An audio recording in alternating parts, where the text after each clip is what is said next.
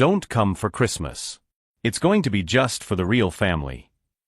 The message from my son Josh arrived while I was at the supermarket buying ingredients for the turkey I planned to bring to dinner.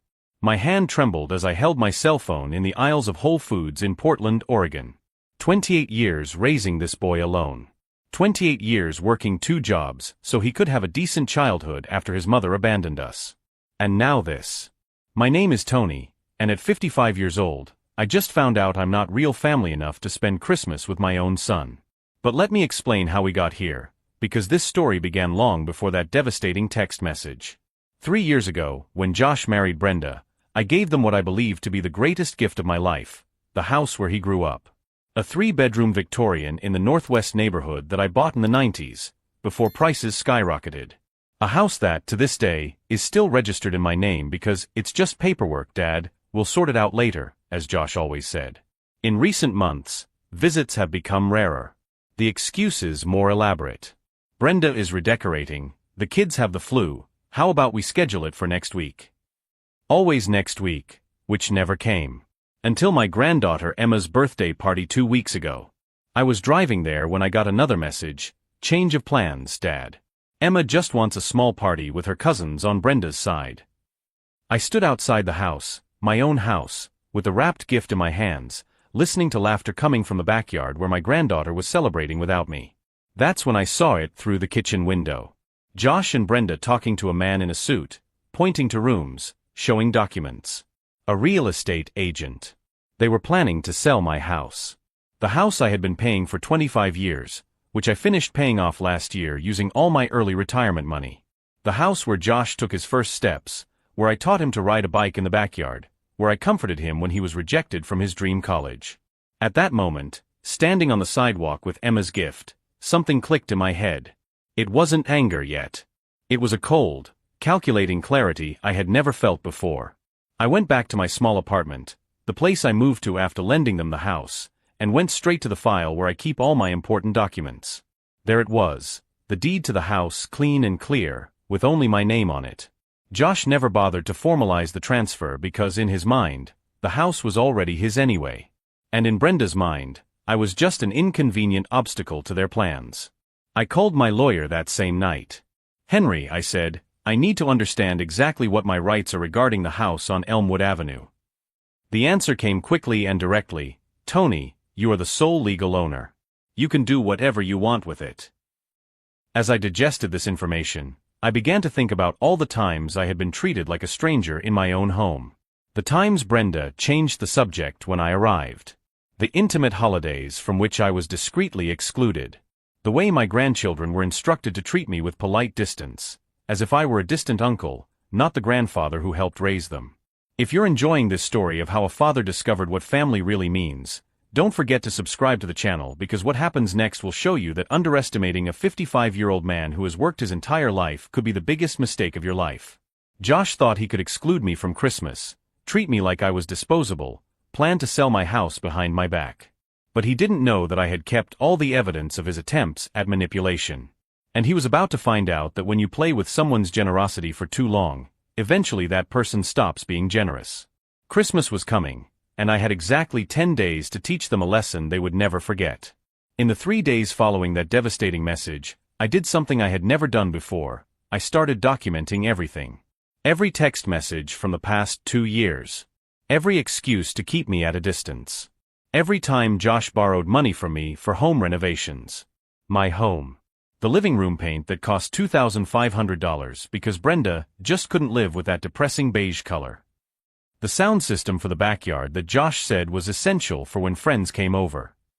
The new deck they desperately needed for summer parties I was never invited to. All in all, I had invested over $28,000 in improvements to a house that was already mine, for people who now told me I wasn't really family. But what bothered me most wasn't the money. It was the systematic elimination of my presence. I began to pay attention to details I had ignored for months. On Brenda's Instagram, at every family party in recent seasons, I had been carefully cut out of the photos or simply did not appear. In photos with my grandchildren, I was always identified as a friend of the family, when someone asked who the older man smiling in the background was. Josh had changed the mailing address to receive all the household bills. When I asked him about it last year, He said it was more practical, since he was always home to receive the mail. At the time, it seemed reasonable. Now I understood the real reason. He wanted complete control over any communication related to the property. On Thursday, I decided to stop by the house to drop off some early Christmas presents for the kids. I used my spare key, the one Josh insisted I keep for emergencies. The house was empty, but they had left some papers on the kitchen table. I couldn't resist. They were floor plans. Extensive renovations planned for next year. A completely new kitchen estimated at $45,000. An expanded master bedroom. A backyard pool that would cost another $30,000. In total, they were planning to spend over $100,000 on a house that was still in my name. But there was something else. A folder with bank documents. They had tried to use the house as collateral for a $75,000 loan. The application had been denied because the bank discovered that Josh was not the legal owner. That's when the last piece of the puzzle fell into place. They weren't just excluding me from the family. They were trying to force me to sign away the house through emotional manipulation. The plan was to make me feel so grateful for any crumbs of attention that I would sign anything to make things easier for them. The Christmas exclusion wasn't gratuitous cruelty. It was strategy. They calculated that I would reach my breaking point, beg to be included back in the family, and in that moment of vulnerability, they would present the transfer papers as a simple solution to all the bureaucratic problems. I photographed all the documents with my cell phone and put them back exactly where I found them. That night, I called my lawyer Henry again. Henry, I need to know, if I wanted to sell my house on Elmwood Avenue, how long would it take? Tony, with the current market in Portland, especially in the Northwest, probably 2 weeks. Maybe less if you accept a good offer quickly. Why the question? Just curious. That wasn't true. I already knew exactly what I was going to do. On Friday, Josh called me. The first time in 3 weeks. Hi, Dad. His voice had that forced casual tone I knew so well. Everything okay? Everything's great, son. How are the kids? They're fine. Look, about that Christmas message. Brenda was stressed out with the preparations and ended up being harsher than she should have been. Interesting. Putting the blame on his wife. I see, I replied, keeping my voice neutral. The truth is, we were thinking of doing something more intimate this year, you know? But maybe we could get together on the 26th, Boxing Day. Have a family brunch. Boxing Day. The day after Christmas. When all the presents have been given, all the important photos have been taken, all the memories have been made. I would be invited for the leftovers. That's very kind of you, Josh. I'll check my schedule. Schedule. He looked surprised. What schedule? You don't have any plans for the holidays. The casual arrogance of that sentence hit me like a punch in the stomach. To him, I was a 55-year-old man with no life of my own, no friends, nothing but the function of being his father when it was convenient. Actually, I do have some commitments, I lied softly. But I'll see what I can do. There was an uncomfortable pause. Dad, are you okay? You seem different. I'm fine, son. Just getting some things in my life in order. After I hung up, I smiled for the first time in weeks. Josh had finally noticed that something had changed in my tone. That I was no longer accepting crumbs for free. But he had no idea how profound that change was. Nor that the clock was already ticking. On Saturday morning, I called 3 different real estate agents and scheduled appraisals for Monday. All were instructed to appraise the house for an urgent sale due to personal reasons. Josh and Brenda had calculated that they could manipulate me using my love for my grandchildren and my fear of being alone. What they didn't calculate was that a man who raised a son alone, who worked 2 jobs for 20 years, who built a stable life from nothing, also knows exactly how to undo that life when necessary. And I had exactly 7 days to teach them a lesson about the true meaning of the word family. A lesson they would never forget. Monday arrived with a typical Portland December chill. 3 different real estate agents rang my doorbell between 9 in the morning and 2 in the afternoon. The first, Rebecca Santos from Cascade Realty, got straight to the point. Mr. Williams, with the prime location in the Northwest and the current market, I am confident we can sell it in a week for $320,000. The second, a young man named Marcus from Portland Premier, was even more optimistic. This house is a gem, sir. $330,000, Easily. I have 3 clients looking for exactly this profile. The third, Patricia Monroe from Elite Properties, surprised me. Mr. Williams, I know your personal situation through mutual connections. If you really need an urgent sale, I have an investor who will close today for $315,000 cash. No financing, no complications. $315,000. In cash. That's when the magnitude of what I was about to do really hit me. Josh and Brenda had turned my house into a small mansion through renovations that I financed. They increased the value of the property using my own money, planning to benefit from all that investment without ever including me in the profits. More than that, they had calculated that I would sign the transfer for free, just for the crumb of being included in the family again. Ms. Monroe, I said calmly, I need 24 hours to decide. Of course. But I must warn you that this kind of offer doesn't stay open for long. After she left, I sat in the empty living room of my apartment, crunching the numbers. $315,000. No mortgage, no debts, the entire amount would be mine. Enough money to buy a new house, travel the world, or simply have the financial security I never had working 2 jobs to support Josh. But it wasn't about the money. It was about Josh learning that actions have consequences. On Tuesday morning, I called Patricia Monroe. I accept the offer. When can we close? Thursday of next week. 3 days before Christmas. Perfect. While Josh and Brenda would be busy with the final preparations for their intimate dinner, I would be signing the deed of sale. But there was one problem. I needed to remove my personal belongings from the house before the sale. Belongings that Josh had never bothered to return to me when I moved into the apartment. Family photos. Some furniture that belonged to my father. Books. Small mementos that had sentimental, not monetary, value. On Wednesday, I used my key for the last time. The house was empty. Josh and Brenda had left for work. The kids were at school. I had about 4 hours to collect 25 years of memories. That's when I found the folder. It was on the desk in the office that used to be my bedroom when Josh was a child. A manila folder with House Plans 2024 written on the cover. Inside, much more than renovation plans. There was a detailed schedule. January, convince Tony to sign transfer. February, apply for loan with house as collateral. March, begin kitchen renovations. April, deck expansion. May, pool installation. In June, they planned to celebrate a new phase for the family with a big housewarming party. A party to which, of course, I would not be invited. But there was more. Printed text messages between Josh and Brenda from the last 6 months. We need to be subtle with Dad. It can't look like we're pushing him out. I agree. Better to make him think it was his idea to sign. How about we start by excluding him from a few things? Like create a pattern where he feels a little out of place. Perfect. Then when he's unsure about his place in the family, we present the transfer as a way for him to formalize his commitment to his grandchildren. He's so predictable. He'll sign anything if he thinks it's for the good of the children. My hand trembled as I held those papers. It wasn't my paranoia. It wasn't excessive sensitivity. It was a plan. Cold, calculated, manipulative. They had systematically orchestrated my exclusion. Every last-minute change of plans. Every excuse for me not to attend family events. Every time Brenda changed the subject when I arrived. All planned to break me emotionally to the point where I would sign any document that would give me a chance to be included again. I photographed every page. Every message. Every detail of the schedule. Then I put the folder back exactly where I found it.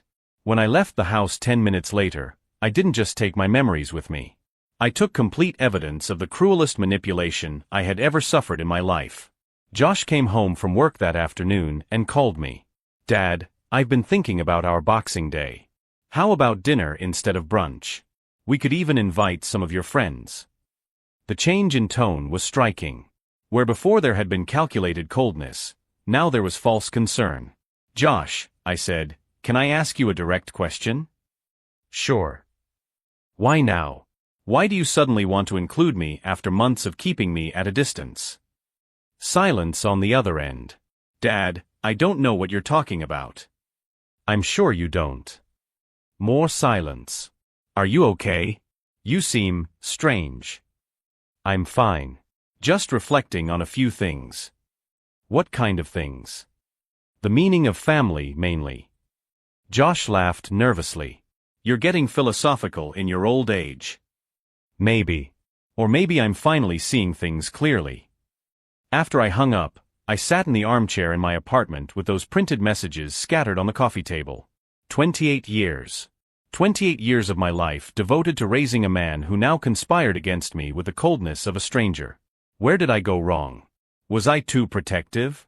Too permissive? By giving Josh everything, did I forget to teach him the value of things? Or are some people simply born without the ability to appreciate the sacrifices of others? The answer no longer mattered. What mattered was that I had finally understood who my son really was, a man willing to emotionally manipulate his own father for financial gain. And if he was capable of that, then I was capable of something too. On Thursday morning, I called my lawyer Henry. Henry, I need you to draft a document. A deed of gift for the furniture and personal belongings in the Elmwood Avenue house. A gift to whom? To charity. Specifically, to the homeless shelter in downtown Portland. Tony, are you sure? Absolutely. I want them to remove everything on Monday. Every piece of furniture, every decoration, every appliance I've financed over the years. What about Josh and the family's personal belongings? They can stay. Only the items I bought or financed. Henry paused to process the information. Tony, that includes pretty much all the furniture in the house. Exactly. And when will Josh find out? It will be on Christmas Eve, when he comes home and finds the letter I'm leaving. What letter?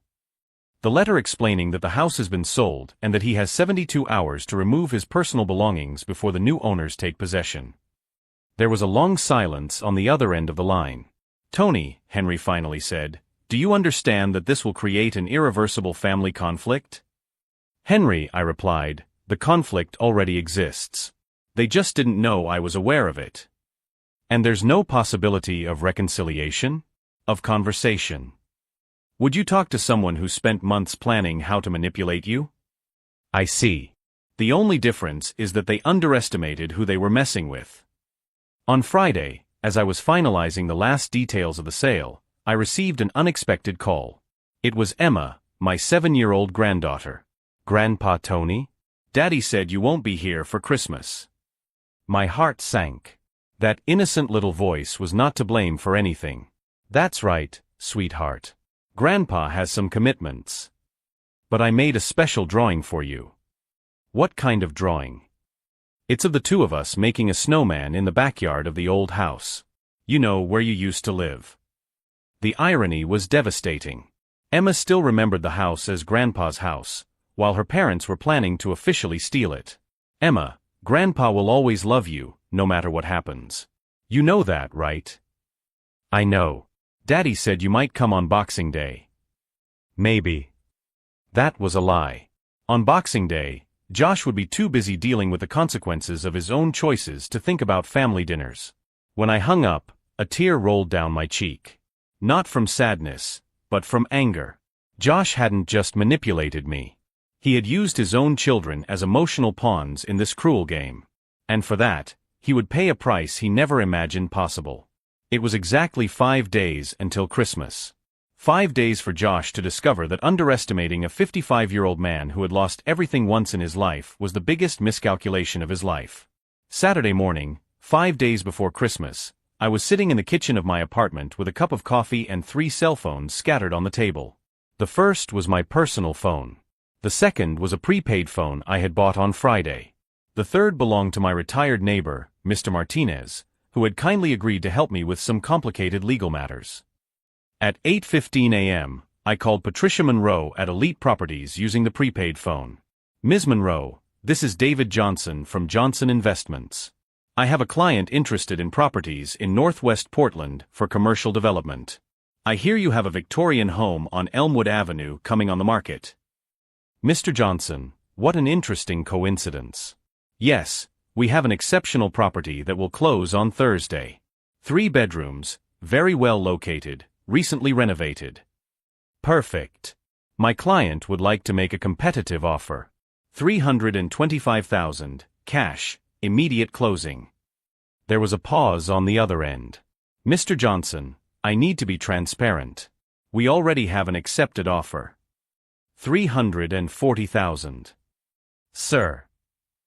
$350,000. Closing in 24 hours. I'll call my client and check. I hung up and smiled for the first time in weeks. Josh thought he had me emotionally cornered. What he didn't know was that 28 years of working in construction had taught me that there is always someone willing to pay more for a well-located property. 15 minutes later, Patricia Monroe called back. Mr. Johnson, my client accepts your offer. Can we close on Monday morning? Perfect. 45 minutes later, using my personal phone, I called Patricia Monroe. Ms. Monroe, this is Tony Williams. I have a proposal for you. Mr. Williams? I accept the $350,000 offer. But, Mr. Williams, I thought you had accepted $315,000. I just received a better offer. Didn't you say that this type of offer doesn't stay open for long? The irony was delicious. I was buying my own house for myself for $35,000 more. Money that would come directly out of Josh's pocket. Because the mystery investor who made the higher offer was a fictitious company that I registered on Friday using Mr. Martinez's business address, who agreed to be the CEO for a week. Technically, I would be selling the house to myself through a shell company, artificially inflating the sale price on official documents. Josh would find out that the house sold for $350,000, not $315,000. The difference? $35,000 that I was losing on the sale, but which would actually be transferred from one account of mine to another account of mine. Josh would think I had accepted a lower offer out of haste or desperation, unaware that I had manipulated the entire process to appear even more impulsive and vindictive than I really was.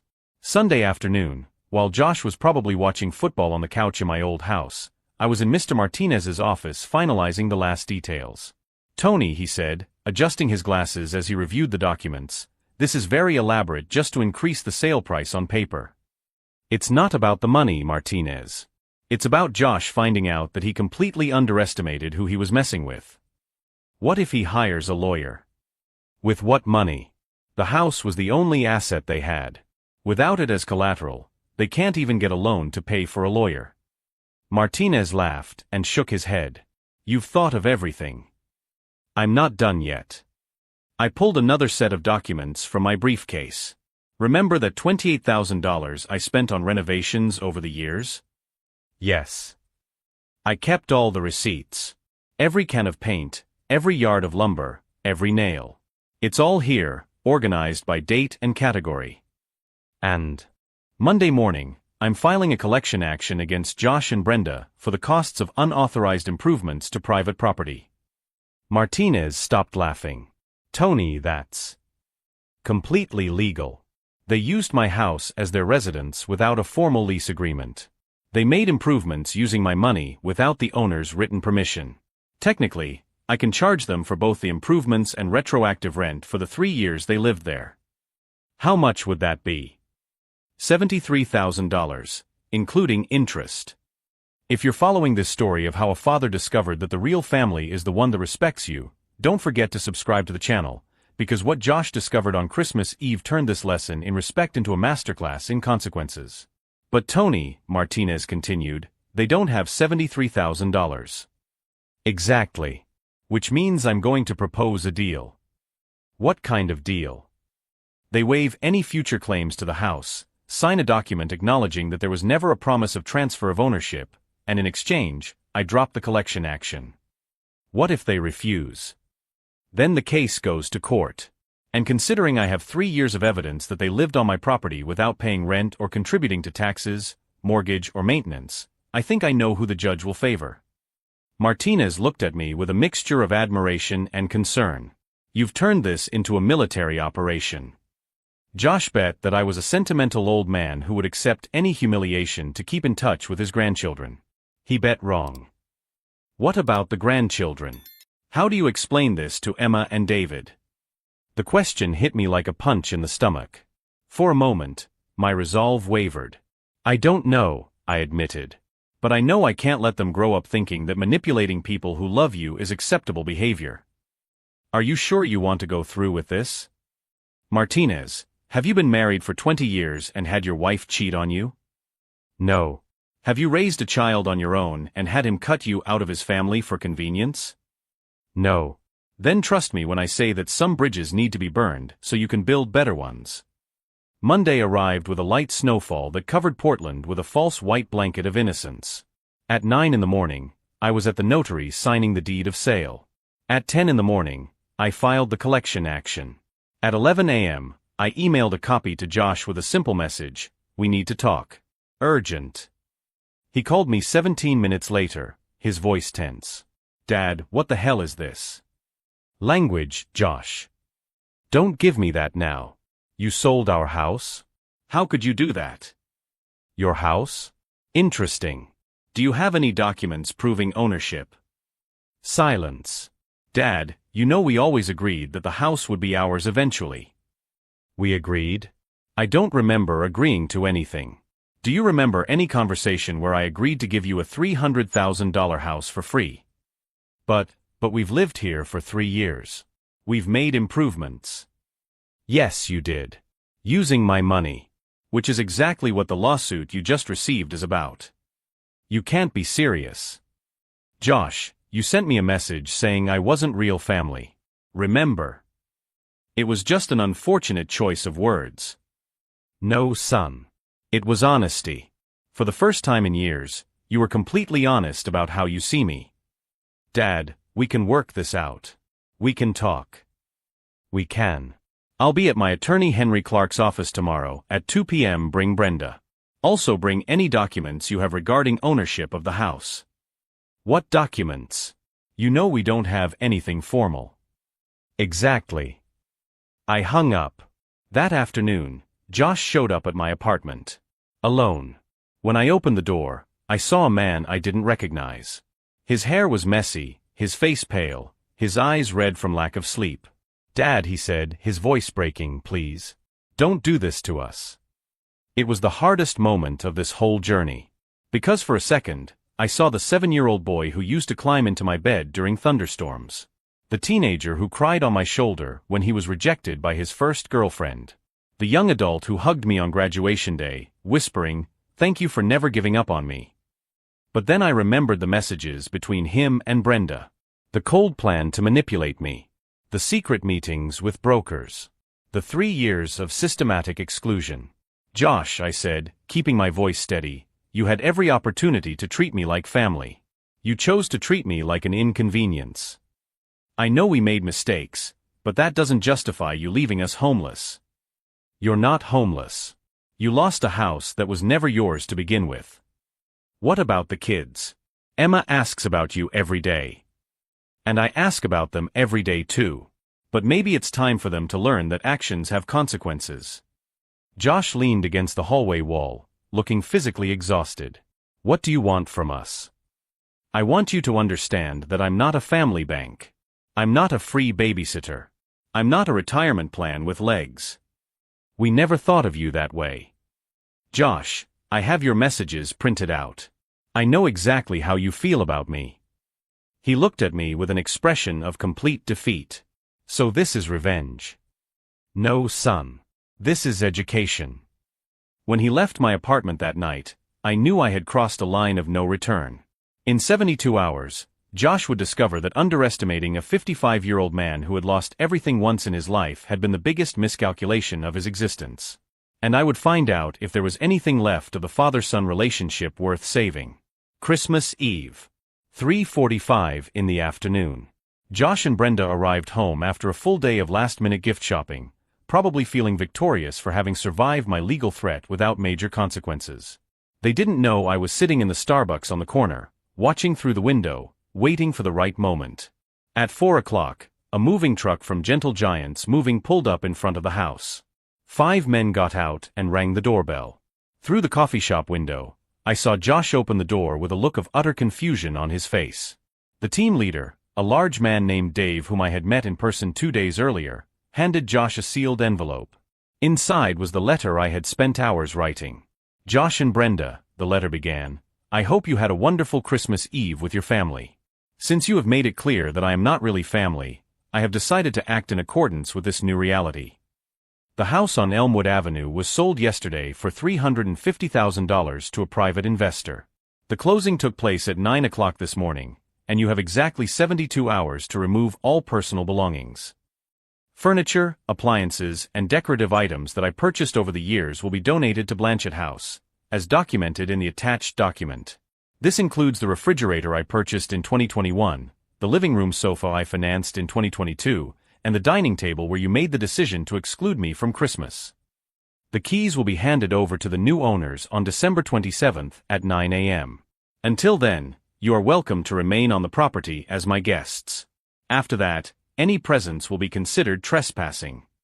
Through the window, I saw Josh running through the house, the letter trembling in his hands, shouting at Brenda, who appeared at the kitchen door with a pale face. Brenda snatched the letter from his hands and read it quickly, her mouth opening in growing shock. That's when Dave, the moving company leader, rang the doorbell again. "Sorry to bother you," I could read his lips through the window, "but we have orders to remove specific items today. We have a list." Josh gestured frantically, shaking his head, but Dave calmly showed him a legal document with my notarized signature and the notary's seal. The list was meticulous. Every piece of furniture purchased with my money in the last 3 years. Every appliance I had financed.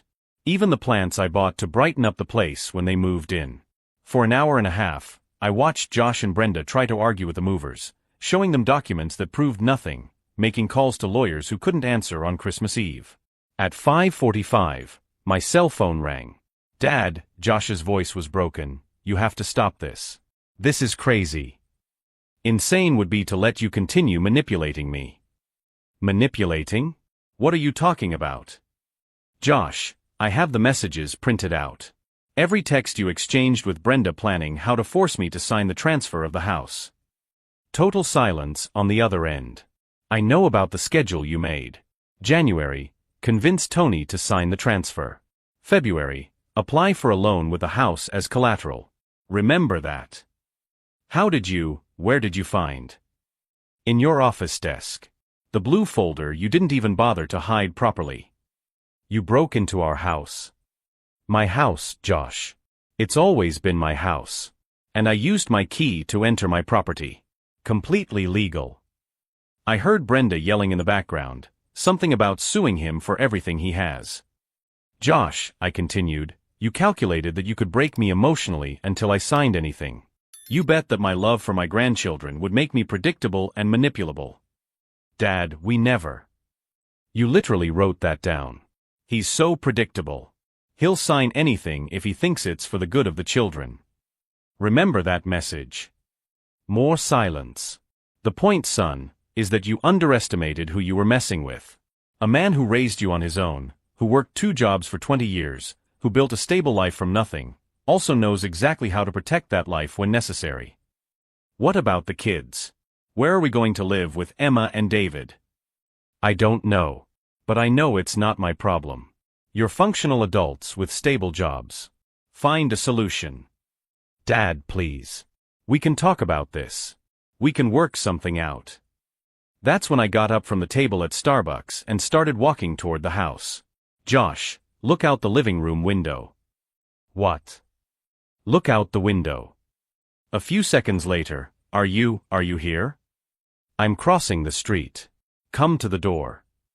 When Josh opened the door, his face was a mess.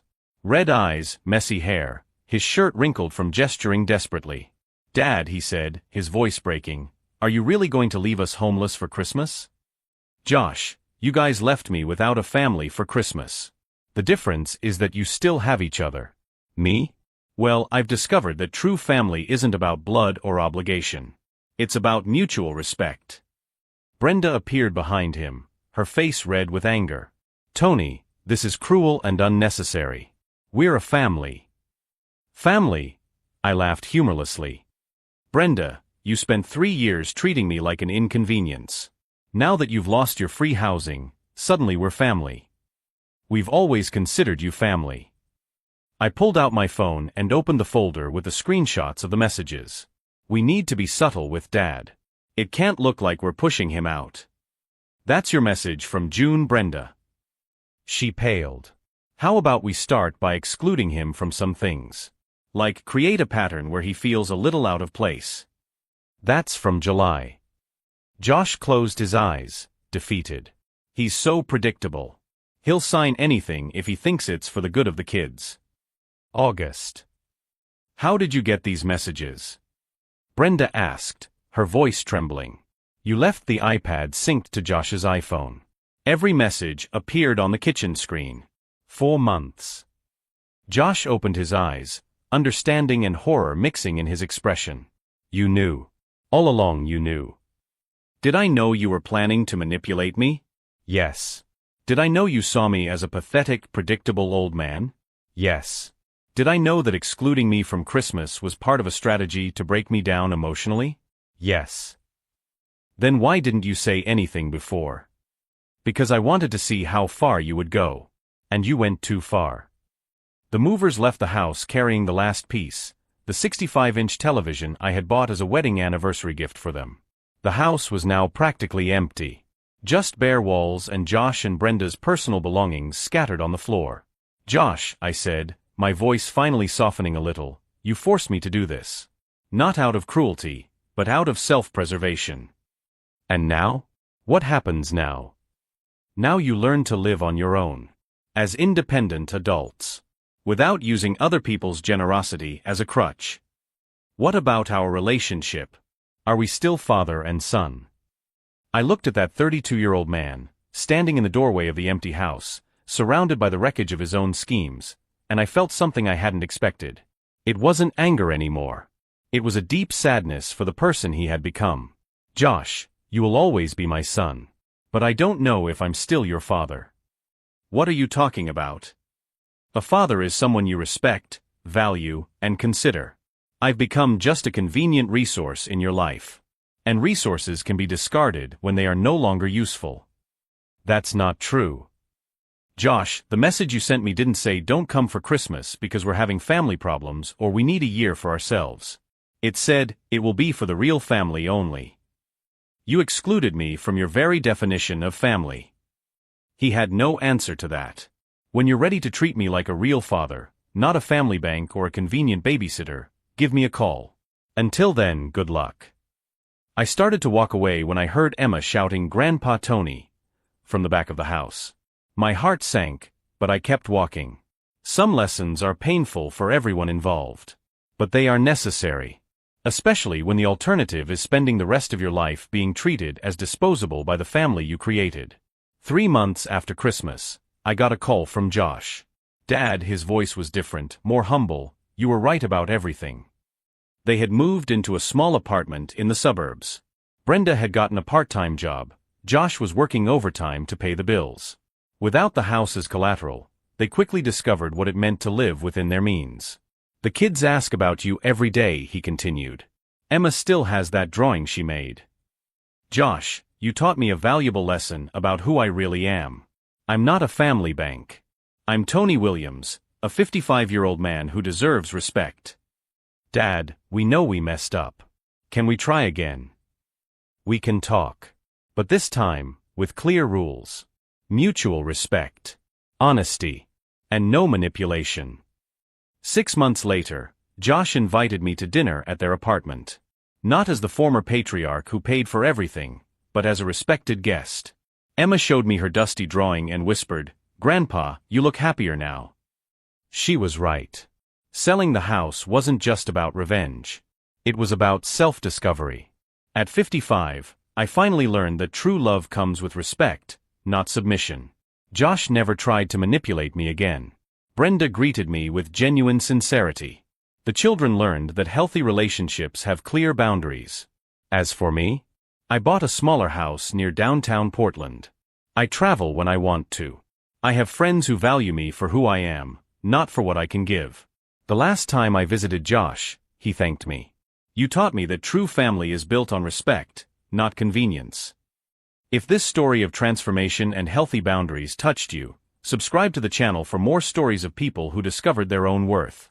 Sometimes losing everything is the first step to finding who you really are. And it's never too late to discover that.